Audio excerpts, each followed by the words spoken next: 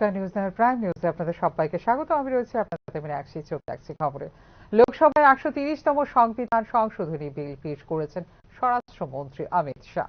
একে বিরোধী মুখ্যমন্ত্রীদের পদ থেকে সরানোর ষড়যন্ত্র বলে প্রতিবাদ জানায় বিরোধীরা। প্রেক্ষিতে বিলটিকে যৌথ সংসদীয় কমিটিতে পাঠায় সরকার। প্রধানমন্ত্রী, মুখ্যমন্ত্রী বা কোনো মন্ত্রীকে 5 বছর বা তার বেশি সাজার বিধান সম্পন্ন কোনো অপরাধে 30 দিনের জন্য গ্রেপ্তার বা আটক রাখা হলে পদত্যাগ করতে হবে সংশ্লিষ্ট মন্ত্রীকে। বুধবার লোকসভায় এই সম্পর্কিত 3টি বিল পেশ করেন স্বরাষ্ট্রমন্ত্রী অমিত শাহ।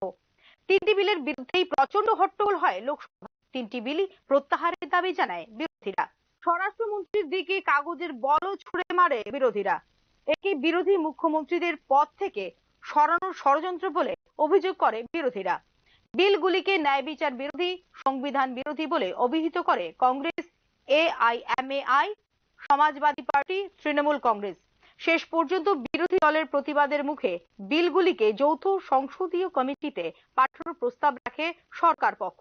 এই 3টি বিল আলাদাভাবে আনা হয়েছে কারণ কেন্দ্রীয় সরকার, রাজ্য সরকার এবং কেন্দ্র শাসিত অঞ্চলের জন্য রয়েছে আলাদা আলাদা বিধান। প্রথম বিলটি হলো 130তম সাংবিধানিক সংশোধনী বিল 2020, যা কেন্দ্রীয় ও রাজ্য সরকারের ক্ষেত্রে প্রযোজ্য হবে। দ্বিতীয় বিলটি হলো কেন্দ্র শাসিত অঞ্চল সরকার সংশোধনী বিল 2025, যা কার্যকর হবে কেন্দ্র শাসিত অঞ্চলগুলির জন্য। জম্মু ও কাশ্মীর পুনর্গঠন সংশোধন বিল 2025 হলো তৃতীয় বিল, যা বাস্তবায়িত হবে জম্মু ও কাশ্মীরের উপর। উল্লেখ করা যেতে পারে 6 মাস আটক ও জেলে থাকার পরও পদত্যাগ করেননি দিল্লির মুখ্যমন্ত্রী অরিন্দম কেজরিওয়াল। কেজরিওয়ালই প্রথম মুখ্যমন্ত্রী যিনি গ্রেপ্তার হন দায়িত্ব পালনকালে। অপরদিকে 2041 দিন আটক ও জেলে থাকার পরও পদত্যাগ করেননি তামিলনাড়ুর মন্ত্রী ভি সেন্থিল বালাজি। এই 3টি বিল গণতন্ত্র এবং সুশাসনের বিশ্বাসযোগ্যতাকে শক্তিশালী করবে বলে বিশ্বাস করে কেন্দ্রীয় সরকার। এখনো পর্যন্ত সংবিধানের অধীনে কেবল দোষী সাব্যস্ত জনপ্রতিনিধিদেরই অপসারণ করা যেত পদ থেকে। সাংবিধানিক পদে অধিষ্ঠিত নেতাদের অপসারণের বিষয়ে বিদ্যমান আইনে নেই কোনো স্পষ্ট বিধান। তবে এই নিয়ে জোর বিতর্ক সৃষ্টি হয়েছে আইন ও রাজনৈতিক মহলে। ব্যুরো রিপোর্ট, নিউজ নাও। উপরাষ্ট্রপতি পদে মনোনয়ন পেশ করলেন এনডিএ প্রার্থী সিপি রাধাকৃষ্ণন। এতে প্রথম প্রস্তাবক হিসেবে উপস্থিত ছিলেন প্রধানমন্ত্রী নরেন্দ্র মোদী। বুধবার মনোনয়নপত্র জমা দিলেন এনডিএর উপরাষ্ট্রপতি পদপ্রার্থী সিপি রাধাকৃষ্ণন। এক্ষেত্রে প্রথম প্রস্তাবক ছিলেন প্রধানমন্ত্রী নরেন্দ্র মোদী। মনোনয়নপত্র জমা দেওয়ার সময় উপস্থিত ছিলেন স্বরাষ্ট্রমন্ত্রী অমিত শাহ, প্রতিরক্ষামন্ত্রী রাজনাথ সিং এবং বিজেপি সভাপতি জেপি নাড্ডা। মনোনয়নের আগে সংসদ প্রাঙ্গণে অবস্থিত গান্ধী মূর্তিতে ফুল দিয়ে শ্রদ্ধা জানান সিপি রাধাকৃষ্ণন। 17 আগস্ট অনুষ্ঠিত বিজেপি সংসদীয় দলের বৈঠকে ঐকমত্য হয়েছিল তার নাম নিয়ে। সংবাদ সম্মেলনে রাধাকৃষ্ণনের নাম ঘোষণা করেন বিজেপি সভাপতি জেপি নাড্ডা। রাধাকৃষ্ণনের মুখোমুখি হবেন বিরোধী জোটের প্রার্থী অবসরপ্রাপ্ত সুপ্রিম কোর্টের বিচারপতি বি সুদর্শন রেড্ডি। তাৎপর্যপূর্ণ বিষয় হলো উভয় প্রার্থী দক্ষিণ ভারতের। 21 আগস্ট বৃহস্পতিবার মনোনয়নপত্র জমা দেবেন বিরোধী ইন্ডিয়া জোটের প্রার্থী বি সুদর্শন রেড্ডি। উল্লেখ করা যেতে পারে উপরাষ্ট্রপতি নির্বাচনের ভোট গ্রহণ অনুষ্ঠিত হবে 9 সেপ্টেম্বর। একই দিনে হবে ভোট গণনাও। মনোনয়ন জমা দেওয়ার শেষ তারিখ 21 আগস্ট। 25 আগস্ট পর্যন্ত প্রত্যাহার করা যাবে মনোনয়নপত্র।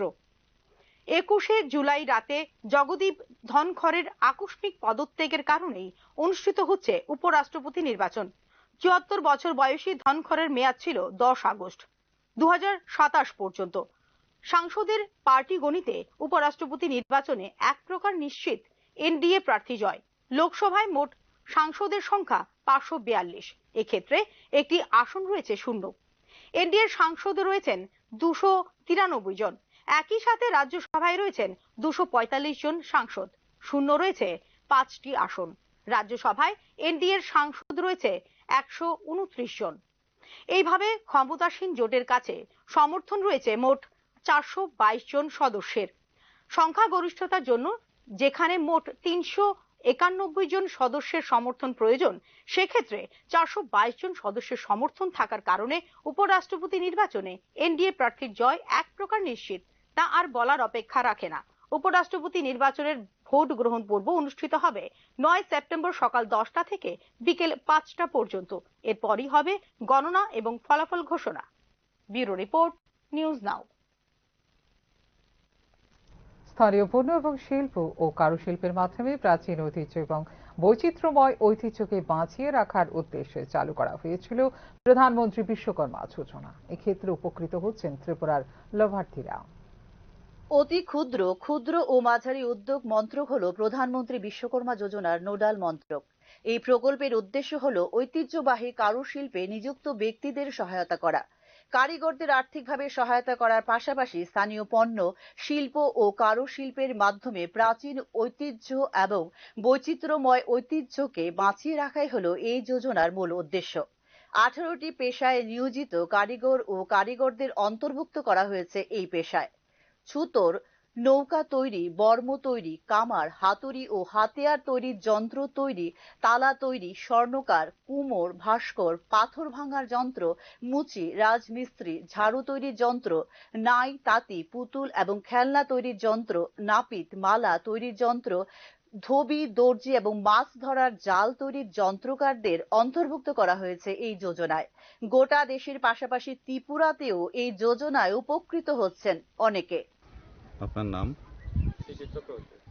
তো আজকে পোস্ট অফিসে কি আইছে আপনার? বিশ্বকর্মা যোজনার টুল কিট। সরকারি যে বিশ্বকর্মা যোজনা, হ্যাঁ, এটা কতদিন আগে আপনি এটাতে এনরোল করেছিলেন? এটা বিগত 1 বছর আগে আমরা ট্রেনিং করছি বিলোনিয়া বরবাতরি কমিউনিটি হলে। তো কি বিষয়ে আপনি ট্রেনিং করছিলেন? কার্পেন্টার। তো এখানে কি কার্পেন্টারের বিভিন্ন জিনিসপত্র আছে? কার্পেন্টারের যন্ত্রপাতি আর কি। তো যন্ত্রপাতিগুলোর মধ্যে কি কি আছে? যন্ত্রপাতির ভিতরে রান্না মেশিন আছে, সিরিজ মেশিন আছে, তারপর কাটার মেশিন আছে, ড্রিল মেশিন আছে, মানে কার্পেন্টারি কাজের সব জিনিসপত্রই আছে। এই জিনিসপত্র।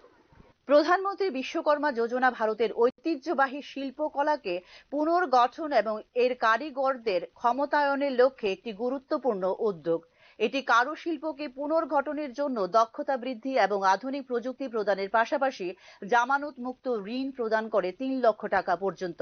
ঐতিহ্যকে উদ্ভাবনের সাথে সংযুক্ত করে এই প্রকল্পটি কেবল কারুশিল্পের মান উন্নত করে না, বরং বাজারে প্রতিযোগিতামূলক ক্ষমতাও বৃদ্ধি করে কারিগরদের।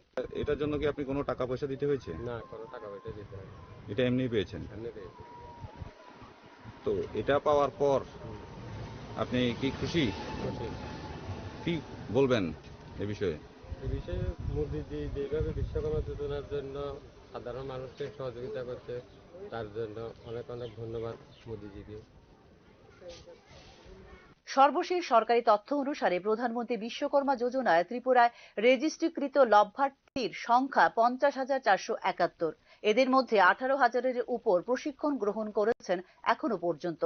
তাদের মধ্যে সফলভাবে প্রশিক্ষণ সম্পন্ন করেছেন 6,000 এবং ঋণ পেয়েছেন 1,300 জন। রাজ্যে এই প্রকল্পের অধীনে ঋণ প্রদান করছে পাঞ্জাব ন্যাশনাল ব্যাংক এবং ত্রিপুরা গ্রামীণ ব্যাংক। প্রশিক্ষণের অংশ হিসেবে টুল কিট কেনার জন্য 15,000 টাকা অনুদানও পান কারিগররা। ব্যুরো রিপোর্ট, নিউজ নাও। যে বিচ্ছিন্নতাবাদের শিকার হয়েছিলেন রাজীব গান্ধী, সেই বিভেদ বিচ্ছিন্নতাবাদের রাজনীতি চলছে বর্তমানে। রাজীব গান্ধীর 81তম জন্মদিবস উদযাপনে এই অভিযোগই করল ত্রিপুরা প্রদেশ কংগ্রেস। বুধবার দেশের প্রাক্তন প্রধানমন্ত্রী রাজীব গান্ধীর 81তম জন্মদিবস উদযাপন করল ত্রিপুরা প্রদেশ কংগ্রেস। এদিন পোস্ট অফিস চৌমুহনীর প্রদেশ কংগ্রেস ভবন প্রাঙ্গণে আয়োজিত হয় কর্মসূচি। বক্তব্য রাখতে গিয়ে প্রয়াত প্রাক্তন প্রধানমন্ত্রী রাজীব গান্ধী তথ্য প্রযুক্তি, মহিলা ক্ষমতায়ন, 18 বছরের ভোটাধিকার, পঞ্চায়েত সংশোধন, মহাকাশ গবেষণা, নবোদয় বিদ্যালয় স্থাপন ইত্যাদির মতো গুরুত্বপূর্ণ সিদ্ধান্ত প্রণয়ন করেছিলেন বলে উল্লেখ করেন প্রদেশ কংগ্রেস সভাপতি আশিস কুমার সাহা। ভারতবর্ষের যুব মহিলাদের সশক্তিকরণে 18 বছরের ভোটাধিকার, মহিলা সংরক্ষণ, পঞ্চায়েত আইনের সংশোধন, শিক্ষার ক্ষেত্রে নবোদয় বিদ্যালয়ের স্থাপনা এবং ভারতবর্ষের যোগাযোগ ব্যবস্থা, অন্তরিক্ষে ভারতবর্ষের যে পদচারণা, এই সমস্ত ঘটনাগুলি আমরা পরিলক্ষিত করেছি। রাজীব গান্ধী উনি ছিলেন শান্তি, সম্প্রীতি এবং সংহতির একজন বড় অনুপ্রেরণাদায়ী নেতা। আজকের দিনে যে বিচ্ছিন্নতাবাদের শিকার হয়েছিলেন রাজীব গান্ধী, সেই বিভেদ বিচ্ছিন্নতাবাদের রাজনীতি চলছে বর্তমানে বলেও এদিন অভিযোগ করে ত্রিপুরা প্রদেশ কংগ্রেস। এর বিরুদ্ধে কংগ্রেস কর্মীদের শান্তি সম্প্রীতি রক্ষায় ঐক্যবদ্ধ আন্দোলন গড়ে তোলার আহ্বান জানায় ত্রিপুরা প্রদেশ কংগ্রেস। যে একটা বড় অন্তরায় তৈরি হয়েছে, একটা প্রতিকূল পরিস্থিতি তৈরি হয়েছে, সারা দেশ জুড়ে যে আজকে বিভেদ এবং বিচ্ছিন্নতাবাদের রাজনীতি শুরু হয়েছে, যে বিচ্ছিন্নতাবাদের বলি হয়ে রাজীব গান্ধীকে মৃত্যুবরণ করতে হয়েছিল, যিনি আপোষ করেননি, আপোষহীন লড়াইয়ের একজন বড় সৈনিক হিসাবে আমরা উনাকে, এই দেশের মানুষ আজকে ওনার এই জন্মদিনে আমরা শ্রদ্ধা নিবেদন করছি। কোটি কোটি প্রণাম উনাকে। ওনার প্রাসঙ্গিকতা আজও ভারতবর্ষের বুকে আমরা উপলব্ধি করছি। এই জন্মদিনে আমাদের সংকল্প হবে শান্তি, সম্প্রীতি এবং সংহতি দেশের রক্ষার্থে কংগ্রেস কর্মীরা ওনাকে অনুসরণ করে ওনার অনুপ্রেরণায় 1984 থেকে 1989 সাল পর্যন্ত প্রধানমন্ত্রী হিসেবে দায়িত্ব পালন করেছিলেন রাজীব গান্ধী। রাজীব গান্ধী ভারতের সর্বকনিষ্ঠ প্রধানমন্ত্রী ছিলেন, যিনি তার মা ইন্দিরা গান্ধীর মৃত্যুর পর 40 বছর বয়সে গ্রহণ করেন এই দায়িত্ব। তথ্য প্রযুক্তি ক্ষেত্রে বিপ্লব, শিক্ষার প্রসার, পঞ্চায়েতি রাজ ব্যবস্থাপনার উন্নয়ন, অর্থনৈতিক সংস্কার এবং শ্রীলঙ্কায় শান্তি প্রতিষ্ঠার ক্ষেত্রে উল্লেখযোগ্য ভূমিকা পালন করেছিলেন রাজীব গান্ধী। 1991 সালের 21শে মে দক্ষিণ ভারতের তামিলনাড়ু রাজ্যে শ্রীপেরাম্বুদুরে এক আত্মঘাতী বোমা বিস্ফোরণে নিহত হয়েছিলেন রাজীব গান্ধী। রাজীব গান্ধীর জন্মদিনকে সৎ ভাবনা দিবস হিসেবে পালন করে কংগ্রেস। ব্যুরো রিপোর্ট, নিউজ নাও। গত আড়াই দশকে হয়নি কোনো মণিপুরী শিক্ষক নিয়োগ। এবার মণিপুরী শিক্ষক নিয়োগের দাবিতে ডেপুটেশন প্রদান করল মণিপুরী ছাত্র যুব সমন্বয় কমিটি। 1998 সাল থেকে আজ পর্যন্ত হয়নি একজনও মণিপুরী শিক্ষক নিয়োগ। বুধবার এমন গুরুতর অভিযোগই তুলেছে ত্রিপুরা মণিপুরী ছাত্র যুব সমন্বয় কমিটি। এদিন সংগঠনের পক্ষ থেকে বিদ্যালয় শিক্ষা অধিকর্তার কাছে প্রদান করা হয় ডেপুটেশন। রাজ্যের বহু সংখ্যক মণিপুরী ভাষাভাষী ছাত্রছাত্রী বিদ্যালয়ে পড়াশোনা করলেও দীর্ঘ 27 বছর ধরে সরকার মণিপুরী শিক্ষক নিয়োগের ক্ষেত্রে সম্পূর্ণ উদাসীন। এর ফলে মাতৃভাষায় পড়াশোনার সুযোগ থেকে বঞ্চিত হচ্ছে মণিপুরী শিক্ষার্থীরা বলে এদিন অভিযোগ করেন সংগঠনের নেতৃত্ব। আড়াই দশকের হয়ে গেল, আজ পর্যন্ত একজনও মণিপুরী শিক্ষক নিয়োগ করা হয়নি এবং কোনো পরিকাঠামো, ন্যূনতম পরিকাঠামো নেই। অথচ আজকে এই শিক্ষা নিয়ে আমাদেরকে টালবাহানা করা হচ্ছে। সরকারিভাবে বলা হচ্ছে যে 1998 সাল থেকে নাকি মণিপুরী ভাষা প্রাথমিক স্তর থেকে ক্লাস 8 পর্যন্ত চালু রয়েছে। এই যে একটা মিথ্যার বেসাতি, আমরা তীব্র নিন্দা করছি।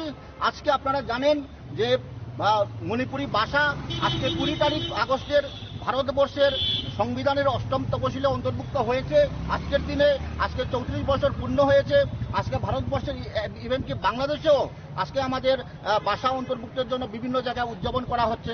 এখানেও আমরা দেখলাম যে এখানে ককবরক এবং অন্যান্য সংখ্যালঘু ভাষার তরফ থেকে আজকের এই দিনটি পালন করা হচ্ছে। আমরা সাধুবাদ জানাই। কিন্তু প্রশ্ন হলো, আজকে এতদিন পর 1998 সাল থেকে আজ অবধি ঘোষিত, সেখানে প্রথম যেখানে আমরা তৎকালীন সরকারের মাননীয় শিক্ষামন্ত্রী উপস্থিত ছিলেন এবং 58 সালের 13ই এপ্রিল সেই ধলেশ্বর কামিনী কুমার স্কুলে আমাদের ভাষা আনুষ্ঠানিকভাবে সেখানে উদ্বোধন হয়েছিল।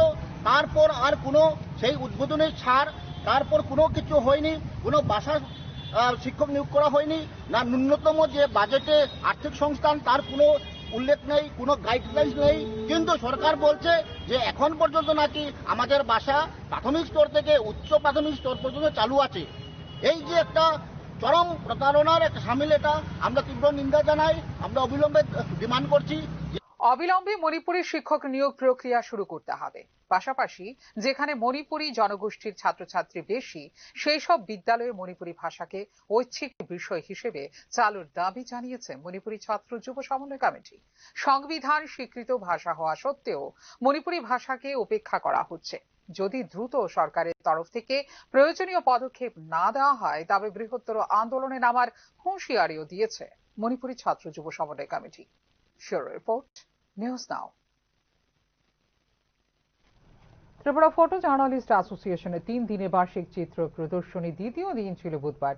এদিন এই চিত্র প্রদর্শনী দেখতে রবীন্দ্র শতবার্ষিকী ভবনে যান প্রাক্তন মুখ্যমন্ত্রী মানিক সরকার। সাধারণ মানুষের দৈনন্দিন সমস্যার ছবি তুলে ধরতে হবে চিত্র প্রদর্শনীতে। শুধু তাই নয়, সমস্যা থেকে উত্তরণের প্রচেষ্টার ছবিও তুলে ধরতে হবে বলে আলোকচিত্র সাংবাদিকদের উদ্দেশ্যে এদিন নিজের বক্তব্য তুলে ধরেন প্রাক্তন মুখ্যমন্ত্রী মানিক সরকার। প্রতিভার অন্বেষণ এবং দৃষ্টিভঙ্গির প্রকাশ, এই দুটি বিষয় আলোকচিত্রের মাধ্যমে ফুটিয়ে তোলা যায় বলেও এদিন জানিয়েছেন প্রাক্তন মুখ্যমন্ত্রী মানিক সরকার। আবেদন থাকবে জনজীবনের যে সমস্যা থেকে উত্তরণের জন্য যে মানুষের প্রচেষ্টা, এটা ছবিতে প্রতিফলিত হয়।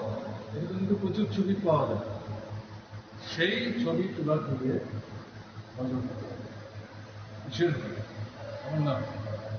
তাহলে সমস্যা পীড়িত মানুষ যারা সমস্যা থেকে মুক্তি পেতে চায়, রাস্তা খুঁজছে, এই ছবি ছাপা তাদের উৎসাহিত করবো। আমাদের ছবিগুলো দেখে ভালো লাগলো, প্রত্যেকটা ছবি বেশ সুন্দর, ভালো দেখার মতো। সামনের সময়ে যখন আবার এই প্রদর্শনীর আয়োজন হবে, আমি তো বিশ্বাস করি। পঞ্চভূতে বিলীন হয়ে গেলেন রাজ্যের শিক্ষা সংস্কৃতি জগতের প্রথিতযশা ব্যক্তিত্ব নিভা দেববর্মন। তাঁর প্রয়াণে শোক প্রকাশ করেছেন ত্রিপুরা রবীন্দ্র পরিষদ সহ রাজ্যের শিক্ষা সংস্কৃতি জগতের ব্যক্তিত্বরা। মঙ্গলবার রাতেই পার্থিব জগৎ ত্যাগ করেন ত্রিপুরার শিক্ষা সংস্কৃতি জগতের স্বনামধন্য ব্যক্তিত্ব নিভা দেববর্মন। মৃত্যুকালে তাঁর বয়স হয়েছিল 89 বছর। কিন্তু বয়সকে হার মানিয়ে রাজ্যের শিক্ষা এবং সংস্কৃতি জগতের সঙ্গে ওতপ্রোতভাবে জড়িত ছিলেন নিভা দেববর্মন। 1995 সালে রাজধানীর শিশু বিহার স্কুল থেকে শিক্ষকতার পেশা থেকে অবসর গ্রহণের পর বসে থাকেননি নিভা দেববর্মন। মাত্র 17 জন ছাত্রছাত্রী নিয়ে জয়নগরে শুরু করেন প্রণবানন্দ প্রাথমিক বিদ্যা মন্দির, যা বর্তমানে পরিণত হয়েছে দ্বাদশ বিদ্যালয়ের মহিরুহে। হয়েছিলেন শিশু বিহার স্কুল থেকে আমার যতটুকু ধারণা। তারপরে 95-এ জয়নগরে প্রণবানন্দ বিদ্যা মন্দির 17 জন স্টুডেন্ট নিয়ে শুরু করে। তখন উনি প্রণবানন্দ বিদ্যা মন্দিরের অধ্যক্ষা। জয়নগর থেকে শুরু হয় উনার যাত্রা। 9 বছর উনি ছিলেন। ত্রিপুরা রবীন্দ্র পরিষদের আজীবন সদস্য হবার পাশাপাশি এই সংগঠনের সহ সভাপতি হিসেবেও নিষ্ঠার সঙ্গে দায়িত্ব পালন করেছেন নিভা দেববর্মন। ত্রিপুরা রাজ পরিবারের সঙ্গেও সম্পর্কযুক্ত ছিলেন নিভা দেববর্মন। কর্নেল বাড়ির বধূ ছিলেন নিভা দেববর্মন। পরিষদের আজীবন সদস্য তথা সহ সভাপতি নিভা দেববর্মন গত রাত্রিরে উনি পরলোক গমন করেছেন। আমরা পরিষদের পক্ষ থেকে ওনাকে শেষ বিনম্র শ্রদ্ধা জ্ঞাপন করেছি। ওনার শোক সন্তপ্ত পরিবার পরিজনদের প্রতি আমাদের রবীন্দ্র পরিষদের পক্ষ থেকে সমবেদনা জ্ঞাপন করি। উনি আমাদের গর্ব ছিলেন। ওনাকে হারিয়ে জন্য আমরা বিরাট বড় বিরাট একটা ক্ষতি হয়ে গেল আমাদের বাড়িতে। উনি কৃষ্টি সংস্কৃতি যেন আকাশ ছোঁয়া ওনার জুতে ছিল। তাছাড়া ওনাকে এমন ভালো লাগতো, পুরোনো দিনের ইতিহাসগুলি উনি সব তুলে রেখেছিলেন। অনেকে তো নষ্ট করে দেয়, উনি নষ্ট করেননি। ওনার কাছ থেকে আমি অনেক পেয়েছি। কর্নেল মনিটর স্মৃতি সংস্থা উনি ছিলেন সভানেত্রী। আমি যে কোনো কাজে ওনার কাছে এলে উনি এসে আমাকে সহযোগিতা করতেন। আমরা দুজনে মিলে প্রচুর কাজ করেছি। বুধবার পঞ্চভূতে বিলীন হয়ে গেলেন রাজ্যের শিক্ষা সংস্কৃতি জগতের এই মহীয়সী নারী। একই সাথে সমাপ্ত হয়ে গেল কর্মময় জীবনের একটি অধ্যায়। তাঁর শেষ যাত্রা সঙ্গী ছিলেন অসংখ্য গুণগ্রাহী এবং সংস্কৃতি মনস্ক ব্যক্তিত্বরা। Bureau report, news now. টুয়েব প্রকল্পে বছরে 100 দিনের কাজের ব্যবস্থা করতে হবে। এছাড়া আসন্ন শারদ উৎসব উপলক্ষে টুয়েব প্রকল্পে বরাদ্দ করতে হবে 25 দিনের কাজ। এমনই মোট 10 দফা দাবিতে বুধবার দুপুরে কৈলাসহর পৌর পরিষদের ডেপুটেশন প্রদান করল সিপিআইএম। ডেপুটেশন প্রদান করার আগে দলীয় কার্যালয় থেকে শুরু করে শহরের বিভিন্ন রাজপথ পরিক্রমা করে একটি মিছিল। টুয়েব প্রকল্প ছাড়াও পুরো এলাকায় পর্যাপ্ত পরিমাণে পানীয় জল সরবরাহ এবং পুরো এলাকায় বর্ধিত জলকর প্রত্যাহার করার দাবিও জানিয়েছেন সংগঠনের নেতৃত্ব।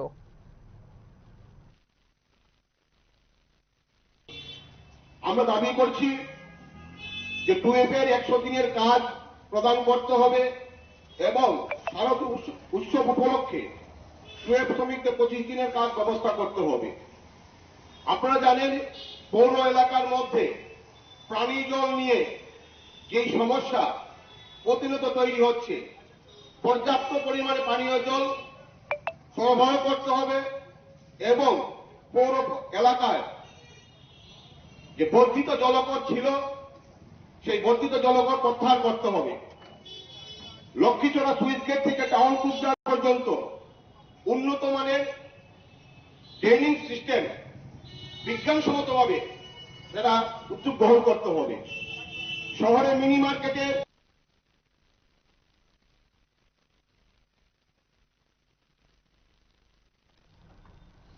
21 থেকে 25 আগস্ট ভারী বৃষ্টির পূর্বাভাস জারি করা হয়েছে রাজ্যে। পরিস্থিতি মোকাবেলায় জেলা শাসকদের প্রস্তুত থাকার নির্দেশ দিয়েছে রাজ্য প্রশাসন। 21 আগস্ট থেকে 25 আগস্ট পর্যন্ত রাজ্যে ভারী থেকে অতি ভারী বৃষ্টিপাতের পূর্বাভাস জারি করেছে আবহাওয়া দপ্তর। দক্ষিণ ত্রিপুরা, গোমতী ও সিপাহীজলা জেলায় জারি করা হয়েছে ভারী থেকে অতি ভারী বৃষ্টিপাতের কমলা সতর্কতা। বাকি সব জেলায় জারি করা হয়েছে ভারী বৃষ্টিপাতের হলুদ সতর্কতা। বিষয়টিকে গুরুত্ব দিয়ে এবার রাজ্যের সবকটি জেলার জেলা শাসকদের উদ্দেশ্যে সতর্কবার্তা জারি করেছে রাজ্য প্রশাসন। এক্ষেত্রে আবহাওয়া দপ্তরের পরামর্শগুলি অনুসরণ করার জন্য জেলা শাসকদের নির্দেশ দিয়েছে রাজ্য সরকারের রাজস্ব দপ্তর। পরিস্থিতি মূল্যায়ন করে এনডিআরএফ, এসডিআরএফ, টিএসআর, অগ্নি নির্বাপন, প্রশিক্ষিত স্বেচ্ছাসেবক এবং কিউআরটিএস কে সতর্ক রাখার জন্য জেলা শাসকদের দেওয়া হয়েছে নির্দেশ। নৌকা, লাইফ জ্যাকেট এবং অন্যান্য বন্যা উদ্ধার সামগ্রীর মতো সরঞ্জাম প্রস্তুত রাখার পাশাপাশি নদীর প্রবাহ, বাঁধ এবং জলাবদ্ধতা এলাকা পর্যবেক্ষণ করা এবং তাৎক্ষণিক প্রতিরোধমূলক এবং প্রস্তুতিমূলক ব্যবস্থা গ্রহণ করার জন্য জেলা শাসকদের দেওয়া হয়েছে নির্দেশ। এক্ষেত্রে নিচু এলাকা থেকে মানুষকে নিরাপদ আশ্রয়ে সরিয়ে প্রয়োজনে ত্রাণ সরবরাহ শুরু করার জন্য নির্দেশ জারি করেছে রাজ্য সরকার। তাৎক্ষণিক ক্ষতির মূল্যায়ন এবং গৃহীত পদক্ষেপের তথ্য সহ দুপুর 2টোর মধ্যে এসইওসি কে রিপোর্ট করার জন্য জেলা শাসকদের দেওয়া হয়েছে নির্দেশ। ধ্বংসাবশেষ অপসারণ এবং প্রয়োজনীয় পরিষেবা পুনরুদ্ধারে দ্রুত ব্যবস্থা গ্রহণের জন্য রেসপন্স টিম এবং লাইন বিভাগগুলিকে প্রস্তুত রাখার পাশাপাশি সুনির্দিষ্ট প্রতিক্রিয়ার জন্য কর্মকর্তা বা প্রধান কর্মকর্তাদের নিযুক্ত করারও দেওয়া হয়েছে নির্দেশ। ব্যুরো রিপোর্ট, নিউজ নাও। এখনকার মতো এই মুহূর্তে সংবাদ এই পর্যন্ত। অন্যান্য আপডেটস দেখার জন্য অবশ্যই নজর রাখতে হবে নিউজ নাও পর্দায়। নমস্কার, শুভরাত্রি।